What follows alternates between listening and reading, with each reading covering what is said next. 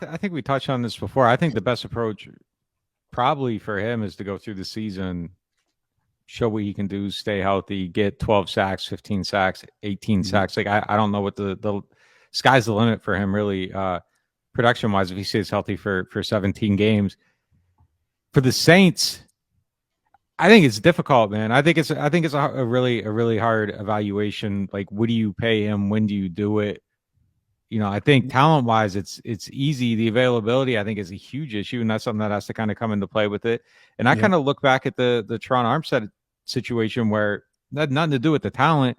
The thing for them is that they felt where they were at in regards to the cap, how close they play it, they couldn't afford the risk paying a player who wasn't going to be on the field, so they let him go. And that's kind of where you see the cap squeeze. It's what are you paying per snap basically, and And just what one you're quick about. thing on that. I mean, you could look at Mike Thomas in a similar example, right? The wide receiver room was down a It couple of years because he wasn't submarined on it, the yeah, field. Yeah. absolutely, 100%. So they got to figure out that place that it's a comfortable place to exist with him.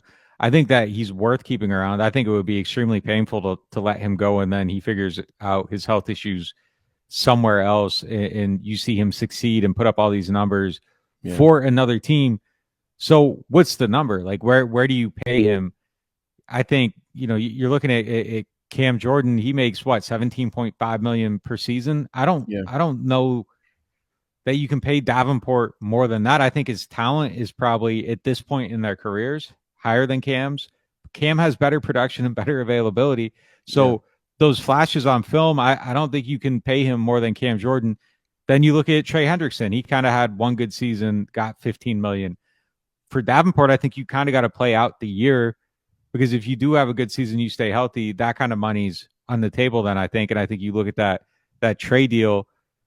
But if you do it right now, you look at that trade deal and it's okay, man. Like you average like 11 games a year or whatever it is. Like, you can't pay this right now. So then where do you look? Like, do you look at the floor? Is it Clowney, who had, I think, 9.5 sacks last year, played probably a similar number of games?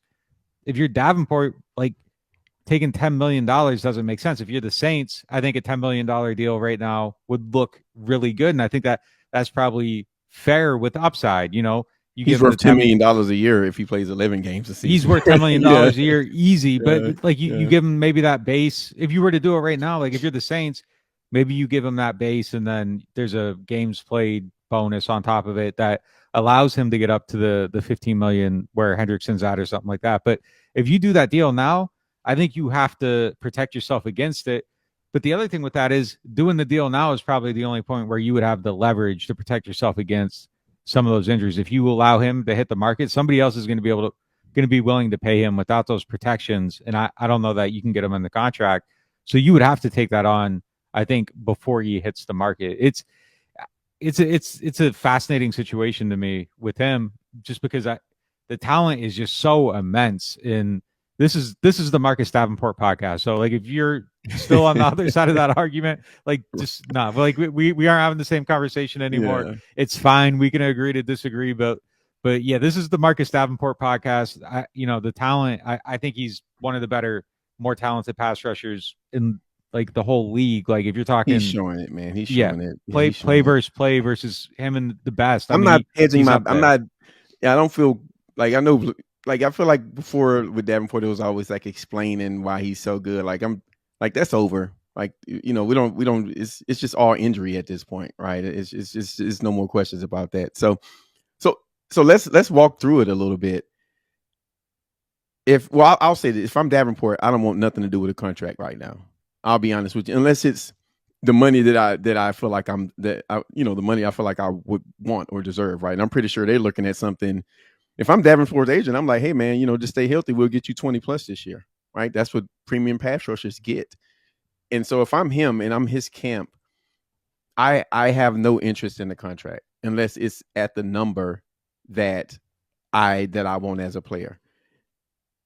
If I'm the Saints, I feel a little bit different, right? I think there's a number where you feel comfortable with his injury history, and then there's a number where you don't. And I just think you have to figure out what that number is, right? And so, like, question for you, would you sign him for 12 a year, 12 million a year APY. Right now, yeah, I probably do. I think 12 is probably 14. It's tough, man. It's tough. You're getting to that point then where that availability is 14 straight up, no conditions. 14. I mean, nothing is guaranteed in the NFL, but yeah, I mean, this ain't the NBA. It's not like, you can only put so much injury protection in there, so many bonuses, right? I think, yeah, if it's a 14 million a year deal for 5 years, the first 3 years you can probably get out of the deal. I mean, the contract structure. There's so many things here. I mean, there's so many things here. Like where's Peyton Turner at? Like I think if Peyton Turner's solid, healthy, gonna be what he is, gonna be a good player, can eventually succeed one of these guys, as the successor of one of those positions. I think investing in Davenport becomes a little bit easier then, because now you have a rookie that's talented behind him and you only need one more depth piece. Now, if you have questions about Peyton Turner, I think the investment you make in Marcus Davenport becomes a little bit more scary, because now if he's hurt and Peyton Turner doesn't pan out, all of a sudden you're in a situation where you don't have any pass rushers, you don't have any resources, and now you have to spend at the top of the market to get your Davenport level player. So look, I have belief in Peyton Turner. I think Peyton Turner is going to be really good. I think he's gonna settle into that role. But I think if you had that visual evidence right now, it becomes easier to make that investment in Davenport, because you backstopped it with a player that doesn't cost you anything. So now you can go out and maybe get a Clowney to fill the gaps, or a player of that level where you aren't looking for a first round top level solution at first round top level solution prices on the open market. So 14 is a no-fly zone for you.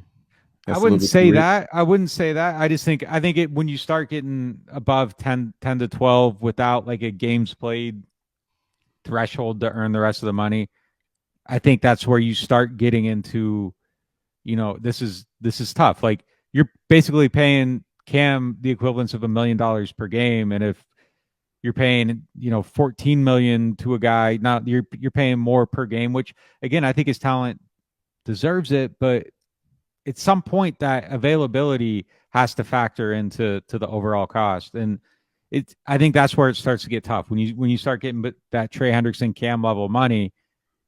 You gotta have answers for it, and I think their comfort with his that the health and knowing what's going on and exactly what the issues have been, and are they preventable? Is there a risk for repeat? I think when you start getting into those numbers that put a guy near the top of the league per year, which is crazy. Like, you look at Aaron Donald, it's like 31 million per year, and that's like on the edge. It's like Cam's near the top at like 17.5 million. But yeah, I mean, Joey Bosa, the Bosa kid, is making like 30.